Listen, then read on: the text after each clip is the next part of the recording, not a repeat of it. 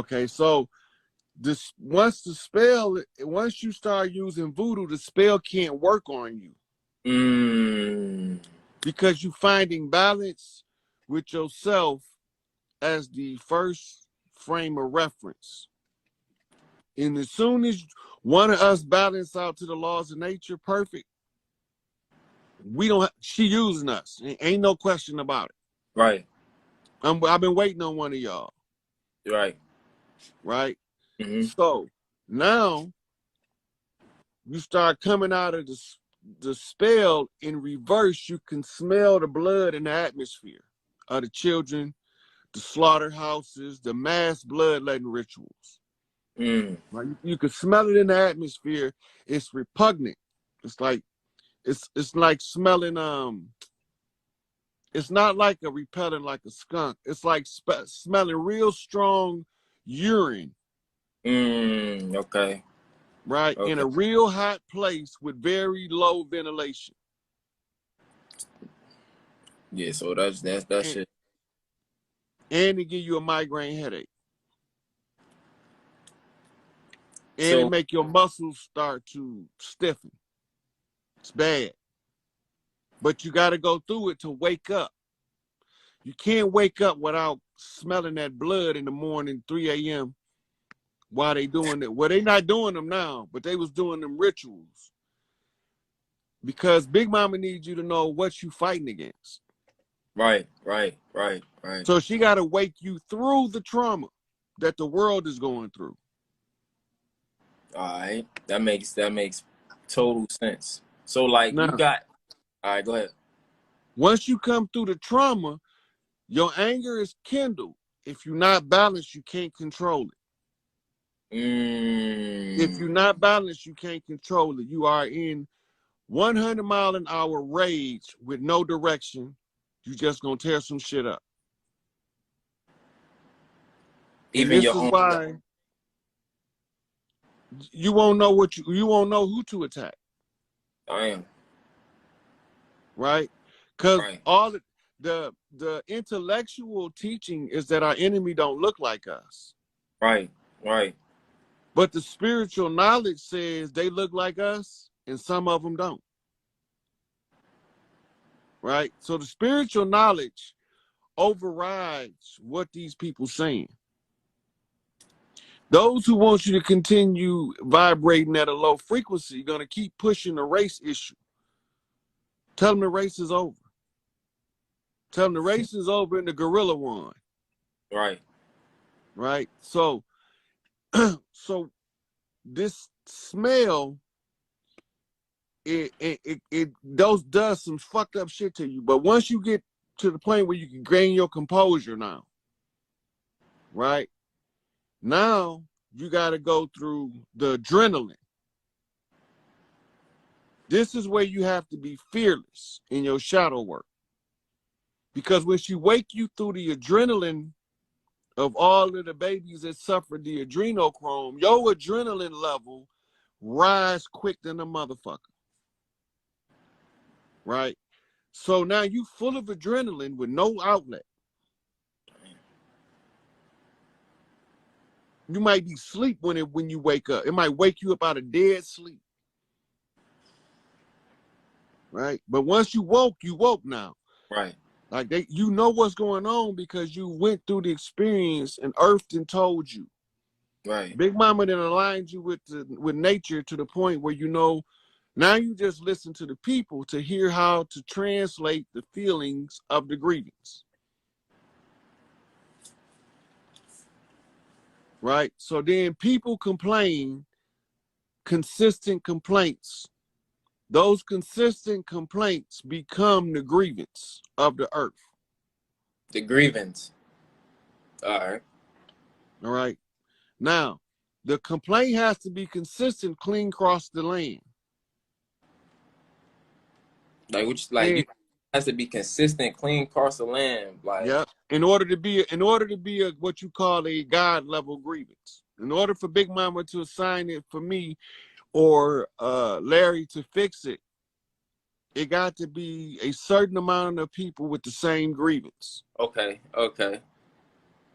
right? All across the land. Right. That means that it's a universal issue. It affects people unilaterally across all barriers and all lines. We need to deal with this, and we need to fix this problem.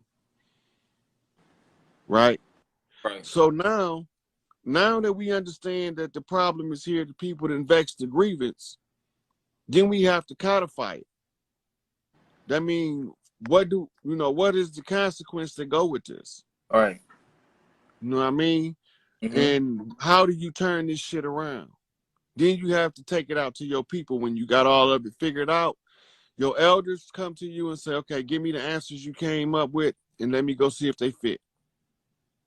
If all your answers fit, you got all the right answers, okay, now go present the problem to the public. Go tell the people what the issue is and see if they can muster up enough of their God self to wake up from the slumber and reclaim what's rightfully theirs by addressing the same grievance. Right? Mm-hmm. My job is to simplify it into one thing that covers all of the grievances. Right? Before I present it to the people, I got to make it as simple as possible for them to overcome the obstacle, because they made it as difficult as possible to keep us oppressed. Right. So the level of difficulty they created the obstacle, the exit has to have the equal amount of ease. And it's real simple. It's a battle cry, and the battle cry is Free Larry Hoover. Period. And that answers all of the underlying grievances in our community across the land, from our land back to our wealth back, to getting the imposters off the land, to restoring our families and our family structures, and going back to a more wholesome way of living, getting rid of the GMOs out of the atmosphere, right, out of the food, out of the ground. All of that is all that's part of Free Larry Hoover. Right. He's just one man. Right. But you have to sum up the total of grievances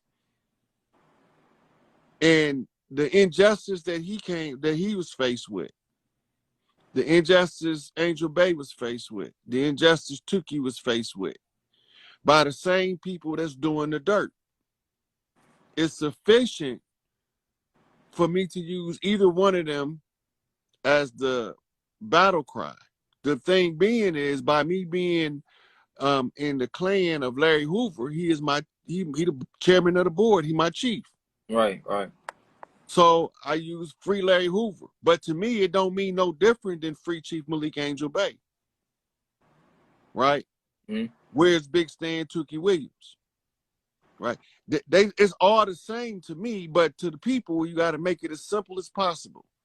The simplest way to get all our wealth back, get everything back, is to get us to understand that the battle cry is Free Larry Hoover. Right. Once we get that to click, we can focus on one agenda. That one agenda automatically shifts when we reach critical mass. That's deep. So look, let me get 2 books that you recommend. One for voodoo and just one like that's just something that I should probably really tap into. I had a good voodoo book. Voodoo Books is like underground shit. You can get some. All right. But the best voodoo information to try to go to you in the NO. Go to an old thrift store, look at their books. Oh, Maryland. I'm out in Maryland, so. Even there. Go to the thrift store, look at the old books. Try to find old grimoires or something. Grimoires. But. All right, but. You know, yeah, voodoo, you can find, it's a lot of people, got a lot of good information out too. Say that. Look up Lucky Mojo Curio on their web. They got a lot of information on just their website. Lucky Mojo Curio? Yeah. I appreciate this insight, guy, for real. So, real shit. Keep doing what you're doing. definitely with the movement, 100%, 100%. Niggas is tired of this system. This shit crumbling. So I'll let This shit over somebody. with. We just ain't realized it yet. This shit over with. So I'm gonna let somebody else get their questions in, share the light, and I appreciate you, God. For sure, for sure. Bro.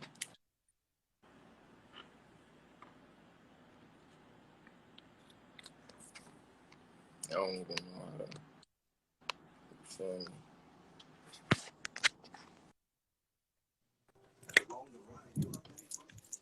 Hey, sweetie, how you doing? Hey, give me a second. Stuck up on you, didn't I? Yeah, you did. I was watching TV with my mom. You have to forgive my voice. I'm getting over a cold. Oh, you all right? So you were talking the other day about being like connected with kind of like you're talking about like spiritual connections with men in relations to the mother picking women. Can you like kind of You talking about the heart connection that I was yeah. talking about the other day, right? Can you explain that like a little more? I'll go over it again. In your heart chakra, all children born connected in their heart space to their mother, right? Mm-hmm. And the boys, the mother's love is unconditional. If the woman love in her heart never matches the love that the mother have for the son, he won't never fall for her. So can that like happen unintentionally? Yep, 100%. Most of the time, nobody's conscious of it anymore. It still can happen. It's still gonna happen, right? But we not as conscious. We used to notice, right? We used to notice when the heart spaces align. You pass off the mitochondrial from one woman to another, right? Mm-hmm. If my woman care about me and she know I love my mama, why do they have to fight? Right. That doesn't make sense, right? Mm-hmm. Why do they have these things where they make you choose between your wife, your daughter, and your mama? What are they doing? Right. Right. So what they're trying to do is confuse the heart space. Because that 3-point connection is the same. Unconditional. So my question is like when you find yourself in a connection like that, do you find it necessary to kind of explain that, or do you have to like just live it? Because I think that's something you're gonna live it before you ever be able to explain it. You got to live it before you have to even be able to understand it from how you feel perspective. So you're going to live it long before you ever able to explain it. But if you're able to explain it as it's happening, it's a playing the violin to soothe the audience, so to speak. So how can you do that without sounding crazy? Because I have dreams, right? Or I'll have like lucid dreams about whoever my person, like the guy I'm with at the time. I'll have like dreams like about him, and then they'll be like precautionary, right? So it'll just be like, it'll be something going on, and then I'll find the need to be like, hey, keep your eyes open, like be aware, because there's stuff going on around you. And then, you know, you get the typical like guy answer where he's just like, oh, you just think I'm cheating on you. Like, no, I don't. Like, okay, so look, this is his mama testing you to see if you can see how to protect him. He ain't got no fucking clue. He's a fucking idiot. All of us are. Right? All of us idiots when it comes to matters of the heart. Right? Because it doesn't make sense. It doesn't make sense. And you sound crazy when you're just sitting here like, open your love eyes. shit don't look. The love shit don't make sense to the mind. They don't make sense. Right? But when the mind is open enough to figure out what this energy is really saying to it, not only do it make sense, it changes who and what you are at your root. Right. You ain't the same no more. Right. Right. And women have to be cautious of who they allow in their heart space. Cause you turn that motherfucker on and he ain't ready. He all inside your head, kicking you in the back. You know what I'm saying? Yeah. Can't control himself. And he'll tell you, I don't know what it is, but for you, I ain't never had to go through this shit with no woman. Yeah. Yeah, you too much for him. That's what he's telling you. Central bank. All right, okay. Hold on, not the full. Okay, that's still pulled it up. The first one. All right, let me blow it up for you. Somebody in the audience hit that like button and say, Rod Haynes, get these niggas, man. Yeah, we getting these niggas, man. We trying to lift our family. All right, hold up. I got you. Right there. Rod Haynes joint. It's gonna be right there. Let's blow this joint up.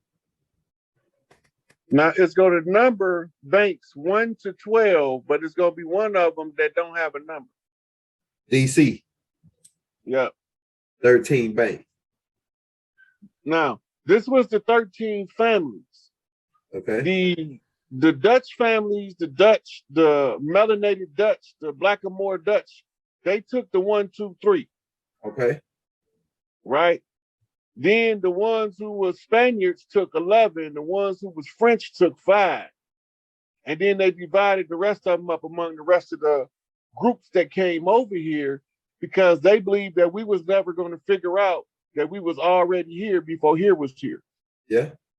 Right? Because they thought we would be stuck in the dogma, and that we wouldn't override the dogma by following our moral compass. Okay. Right? So you got the 13 families set up the 13 banks. Now look, if you look, District 2 is New York and New Jersey. Uh-huh. You see it? All right, here we go. See where it say 2? That's New York and New Jersey area right there. That's right. Okay, now, this is Wall Street. What's the history of Wall Street? Wall Street was owned as a slave trading and stock trading market, and the stocks was the livestock, the cattle, and the human chattel. Right? So I got a book called Moors and Masonry where they talk about how the Moors would auction, notice the word, ransom. They would charge ransom for a POW based on his rank and his status and his use. Uh-huh. Where else do we hear that? Slave trade, right? Yeah. So Wall Street has been, from its inception, used as the instrument or the financial marketplace for all of these banks to trade in all of the human capital and the other capital gains around the nation. Uh-huh. Now, we never supposed to figure out who these people is. Uh-huh. But you can click on each one of these banks and you can find out that it's a privately owned bank. All of these banks get a charter was from a grand location. Remember Prince Hall? Yeah. Where did he go get his charter from? The 1717. Well, he got his charter from England. Right. Yeah. Now, where do the banks get their charter from? From England. No, hold on. Yeah, go ahead. So England would be in charge of banking, right? Yeah. All right. So pull up Scottish Bank.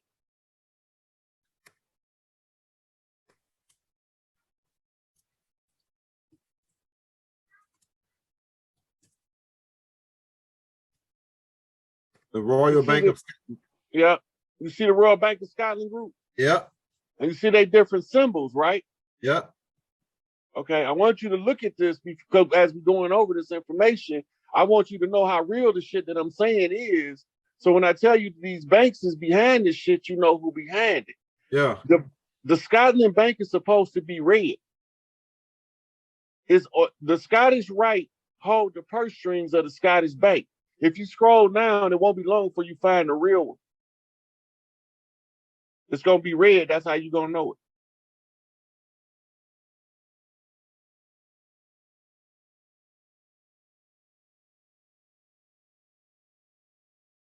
They hide that shit, boy.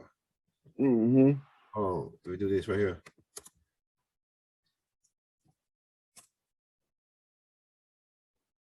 Is that it? But it was on the screen. Late West. It was on the screen when you first went to it. Oh, right here. Not that. Oh, yeah. That one. Right You see there. where so you see it say limited.